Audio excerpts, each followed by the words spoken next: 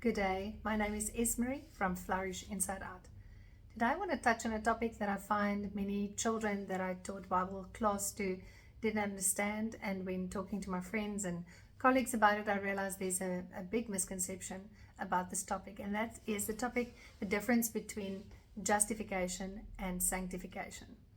Justification is what John Bevere calls your positional holiness. That is where you are right now. When you've changed from one state to the other, you're saved. But your other holiness he talks about is your behavioral holiness, and that is when you change as a person. I once got a beautiful picture from the Lord to explain this to children, and then of course to grown-ups as well.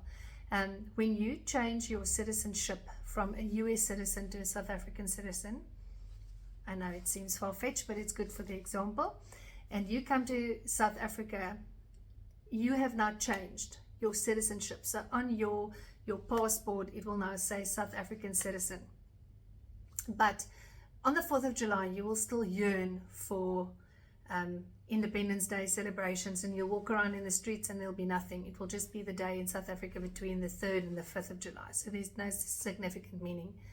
And then on Halloween, you're going to look around and wait for a lot of costumes because it is such an entrenched culture in America. But in South Africa, that is not celebrated. But on the 21st of September, when it is Heritage Day, you're going to walk out in the streets and you're going to find people braaiing and wearing t-shirts and dressing up culturally to become part of the South African culture. And the point I want to bring across is you cannot just change from an American citizen to a South African citizen by changing your passport. Yes, on paper, you are now a South African citizen, but you're going to have to become part of the culture, and that culture will then change your behavior. So a year, 2, 3, 5 later, when it's 4th of July, you won't even twitch because it's not your culture anymore. But then eventually you'll start getting excited about Heritage Day and what that means to be a South African citizen. So it's not just good enough to change your citizenship on paper. Our behavior has to match so that eventually when people ask you, where are you from, your accent will sound something like lekker. You're going to use words like lekker, and melktat and koeksisters will become part of your cultural heritage. So the idea is to not just get stuck in the fact that I gave my heart to Jesus, as most of us were taught when we got saved. I gave my heart to Jesus. I'm not giving my heart to Jesus. I am surrendering my entire life to God.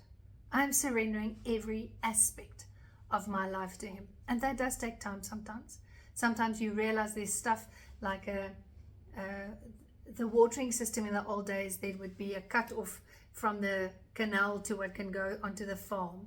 And the Lord once showed me that there are certain areas of my life where I haven't allowed His living water to permeate those areas and feed it and give it life, because I was still hanging on to it. And I want to challenge you today. Firstly, if you've not changed your citizenship from earth to heaven, do it. And if you need assistance with that, contact me, and I can assist you with that. But if you have made a citizenship change, but you realize that your heart is still yearning for your old country, and you realize that you actually have to change your behavior, the way that you speak, your language, your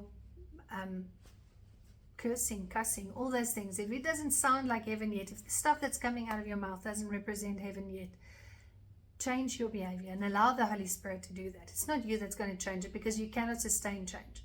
If the change comes from within you, it's not sustainable. You're going to try and you're going to fail. You're going to try and you're going to fail. Spend time with the Lord.